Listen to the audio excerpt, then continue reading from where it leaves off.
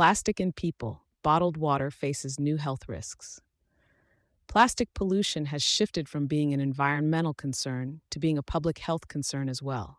Researchers have identified microscopic plastic particles in human lungs, blood, digestive systems, and internal organs.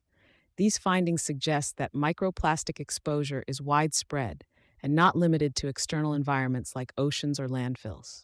Bottled water, once seen as a cleaner, safer alternative to tap water, is now under scrutiny as a potential exposure route. Research cited by the U.S. National Institutes of Health points to alarming levels of microplastics in bottled water. 1 liter can contain hundreds of thousands of plastic particles, with Americans consuming an average of 167 bottles per person annually.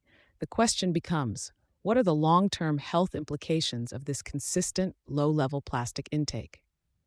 Early studies have raised concerns about microplastics potentially triggering inflammation, hormone disruption, changes to gut microbiota, and impacts on immune function. However, the science is still emerging.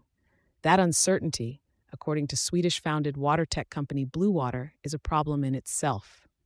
Blue Water argues that public exposure to plastic is increasing faster than scientific research can keep up.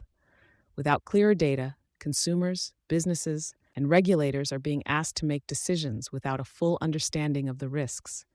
The company warns this could mirror other public health oversights, such as lead, asbestos, and PFAS, where regulation lagged years behind exposure.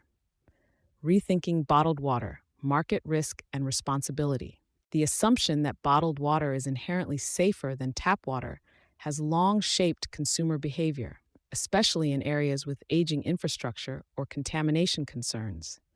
But if the bottles themselves are leaching micro and nanoplastics, that assumption deserves a closer look. For the bottled water industry and the broader beverage sector, this isn't just a consumer health question. It's a supply chain and regulatory risk. From packaging manufacturers to distributors and institutional buyers, stakeholders across the value chain may be impacted if health effects linked to plastic exposure are confirmed.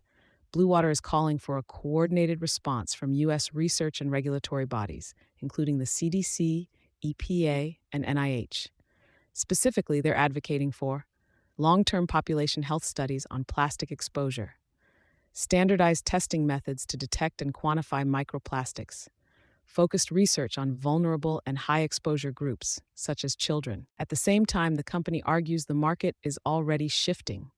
Businesses that invest early in safer alternatives, like reusable containers or purification technologies, may be better positioned as consumer awareness grows and potential regulation follows. Blue Water points to its own water purification solutions, which rely on third-generation reverse osmosis tech as one approach to reducing reliance on single-use plastics. But the core message isn't about one company's product, it's about readiness. The health questions surrounding plastic exposure won't disappear. If anything, they're getting louder. For businesses, the choice is whether to adapt proactively or risk being caught off guard if the scientific and regulatory consensus shifts.